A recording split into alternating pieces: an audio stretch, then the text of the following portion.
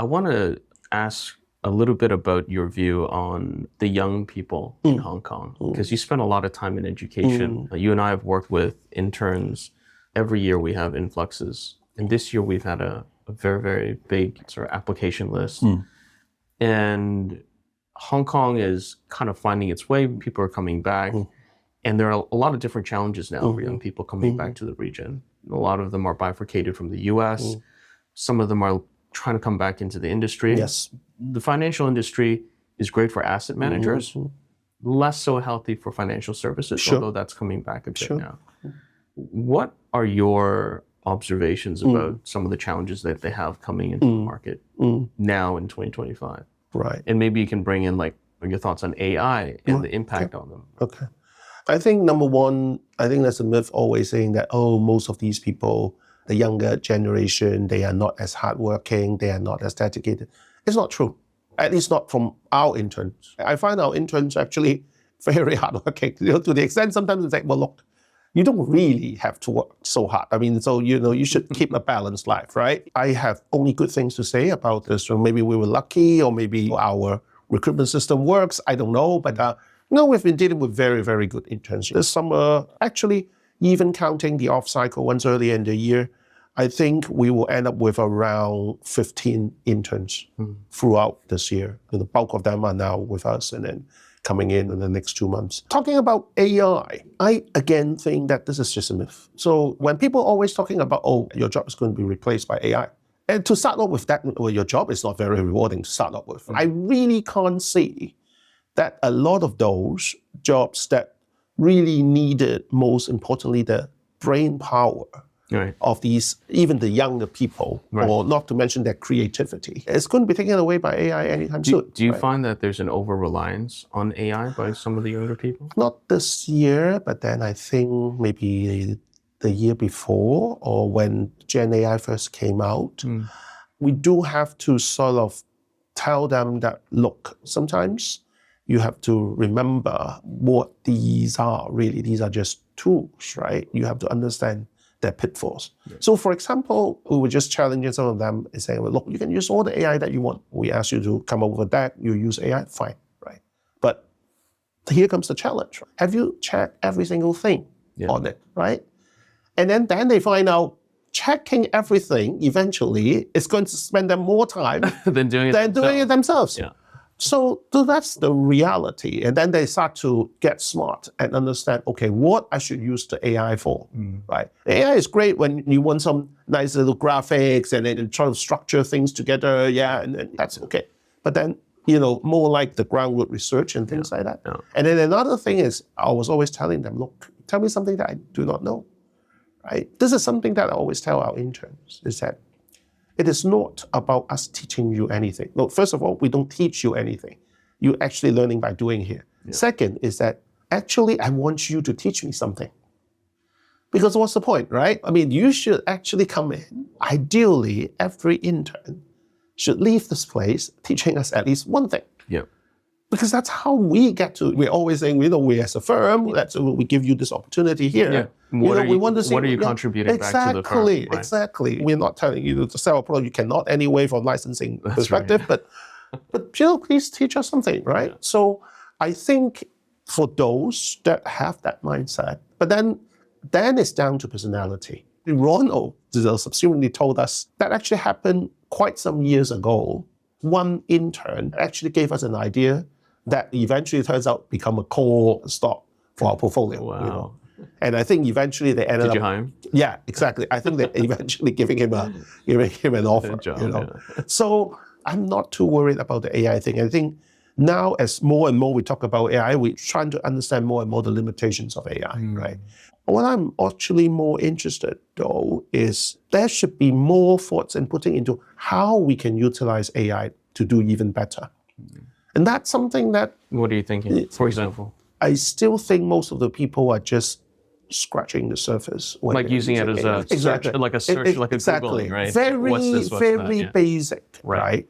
But then it goes back to, I think we shared this before. I think AI eventually will bring some profound changes to our education system. And basically, turns from what we used to read and recite. So that's why I said, oh, you have to read a lot of books. Oh, you have to, memorize these things. To now, I think the most important thing that we have to learn, and I think this is lifelong learning, is how to ask a better question.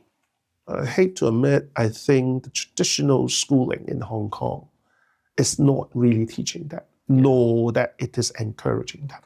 I completely agree. Some of my senior management, in fact, when we started to roll out AI, the way they used it was, first of all, their expectations are too high, meaning that their expectation is that they would provide them with not just the answer, but the execution plan, etc. And if there was even a 5% inaccuracy of it, they'd throw the whole thing out and be like, this is not useful to me. To your point, I might as well do it myself. But those who were able to take it and roll with it used it as more of, number one, as a mentor for truth and mentor for technical skills, and as a bouncing board without the fear of repercussion or shame, in a way, of talking to an actual person. So I found some of the introverts, for example, were very, very good at using it because they could use it as a risk-free means of generating ideas and getting feedback and then work on the back of it, right? So it's not just one answering questions, it's a series of conversations that lead you to an output. Coding is the other side, where they use it as a tool to code, in some cases create 70% of the code because there's nothing subjective about that, right? And they're able to provide incredible output. I find the technical side to be incredibly transformative and deflationary, right? The creative side and the structuring side, I find that's a bit like people management. If you know how to run people, then you're better able to take advantage of AI. Because it's almost when I'm dealing with an intern, right? You ask it a basics question, can you go and do some research for me? They come out with like a stack of mediocre material. It's like AI. But if you know how to use an intern correctly, then you'll know how to guide it, give it instruction, correct it, go back, come back with a second draft, and then go back and hopefully the third draft is relatively close to professional, but still requires your touch at the end of the day. I would apply the same approach. Definitely. To prompting. Reminds me of an old story that an uncle told me many, many years ago. If you look back into the history, only the really sort of very well-to-do and privileged people can afford a domestic helper. And you probably also remember back then, the domestic helper even have their uniforms, right? That's right. You know, the white dress and the black trousers. And then this uncle was telling me, one has to learn how to manage your domestic helper. The problem now is they're not even there, right? So you need to spend the time to train. You need to spend the time, just like every employee. And they need to be incentivized.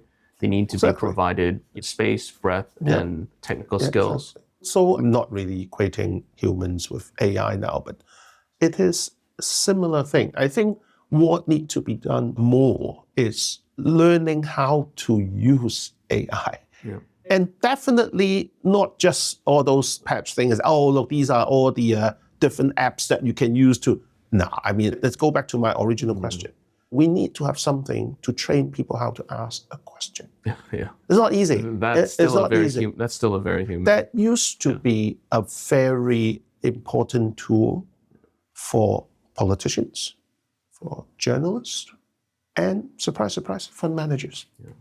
That's how I learned about how to ask a question, is when I just first joined us on the South Side. My boss would tell me, look, go to these events or these company pitches or whatever, not listening to the company, listen to what the other analysts are asking the company.